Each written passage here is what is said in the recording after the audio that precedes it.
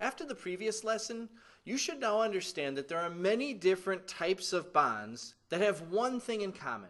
They are all caused in some way by the electrons around an atom.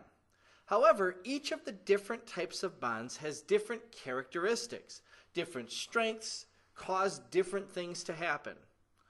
The strongest types of bonds are the two types of chemical bonds, which are so strong that they actually cause the atoms of individual elements to change their properties and become entirely different substances. In this lesson, we're going to take a look at one of the three types of strong bonds, and it's one of those two types of chemical bonds. We're going to look at ionic bonds. What are ionic bonds, and what are the properties of substances that have ionic bonds? To understand ionic bonds, you really have to understand what an ion is. Remember, ions are charged particles that are charged because they have gained or lost electrons. Why did they gain or lose electrons? Well, it all has to do with the octet rule. Remember, atoms will gain or lose electrons so they can have a full outer shell, usually so that they gain 8 electrons in their outer shell. Now, atoms can do that one of two ways, by gaining enough electrons to make 8, or if they only have a few electrons in their outer shell, they can shed those few electrons, and then the shell underneath is a full, stable outer shell. When atoms gain or lose electrons, they form these ions, like this potassium ion. Potassium is one of those alkali metals, the violently reactive metals on the periodic table, that loses 1 electron to gain a 1+ charge. Now, because it has that 1+ charge, it's going to attract negatively charged particles to it in all directions around the outside. And if we bring in another ion like iodine, iodine is a halogen that forms a 1- charge. It gains an extra electron to fill its outer shell, but when its outer shell is filled, it then has a negative charge overall. It's not perfectly stable yet. It's going to attract positive charges in all directions around it because it has a negative charge. What happens when we put potassium and iodine together? They're going to attract each other in all directions and form a repeating pattern known as a crystal. Ionic compounds tend to form crystals just like these potassium iodide crystals. Now, sometimes it's not as simple a crystal as a 1+ charge attracting a 1- charge. Take, for instance, the substance copper. Copper typically loses 2 electrons, and therefore it has a 2+ charge. So it attracts negative charges very, very strongly from all around it. And then when a negatively charged substance like chlorine comes into the picture, chlorine, being a halogen, only has a 1- charge. It only gains 1 extra electron. So it's not going to pull as hard.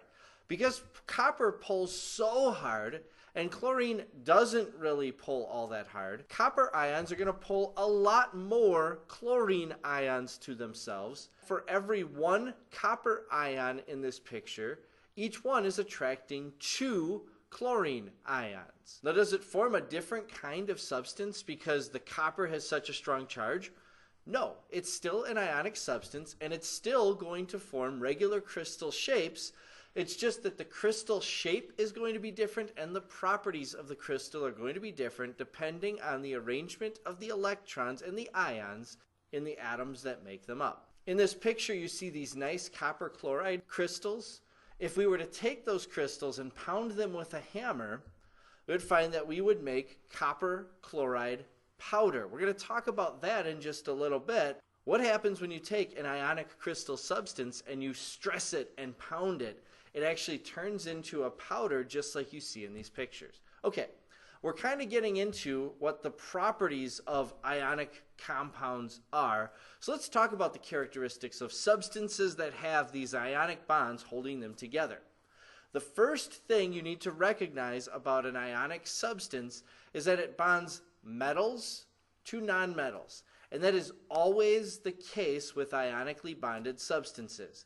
Notice that this table salt is made up of sodium chloride, sodium being an alkali metal, and chlorine being a halogen, a nonmetal. In ionic compounds, you're always going to have atoms of metals and atoms of nonmetals bonded together. They also form brittle crystals like we saw in that previous picture. If I were to pound on a crystal of sodium chloride, the crystal would smash apart. The reason for that is that the ions are so strongly attracted to one another that they're going to try their best to maintain their regular arrangement with each other. When you pound them, they're still going to try to pull together as tightly as they can, even though you are going to break some of the bonds between the regular crystal network. So you're going to have smaller units that are just pulling together, and those are the small grains that you see in the powder, like the salt powder that you see in the picture. Another characteristic of ionic bonds is that they are typically very, very strong because those attractions in all directions caused by those ions are very strong. Ionic substances usually have extremely high melting and boiling points. Now with chemicals, there's always some exceptions to the rule, but I can tell you that most ionic compounds have high melting and boiling points. The same goes with the next point. Ionic substances will oftentimes dissolve in water. The reason for that is water, with its positively charged hydrogen atoms and its negatively charged oxygen atom, tend to be attracted to the ions and surround the ions and split them apart. Now, not all ionic substances dissolve in water. If the ionic bonds are super strong, holding the crystals together, water can't even weasel its way in between in the crystal lattice and split it apart. However, a lot of ionic substances dissolve very easily in water, and the ionic bonds remain active even though the substance dissolves. So you see that the sodium chloride crystal here split apart a little bit, but that doesn't mean that the sodium and chlorine aren't attracted to each other anymore. It just means that water was able to sort of weasel and wedge its way in between the sodium and chlorine ions. It's still going to behave the same way that salt behaves. When you drink salt water, it still tastes salty because the sodium chloride is still its original substance. It's just dissolved in water. And a final characteristic of ionic compounds, they do not allow electricity to flow through them unless they are dissolved in water. That's because the crystal lattice is so regularly arranged in these crystal ionic substances that electrons really just can't get in between the ions. If electrons try to flow through a crystal, they get stuck on the outside. They can't flow through unless you split apart the crystal by dissolving the ionic substance in water.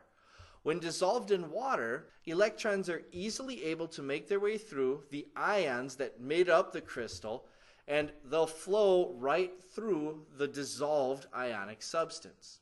And because the positive and negative charges are separated, the electrons will flow right through the dissolved ionic substance. So now you know the definition, what an ionic substance is. A substance that's made up of atoms that have gained and lost electrons, a metal and a nonmetal that are sticking together and causing a repeating bonded pattern in all directions.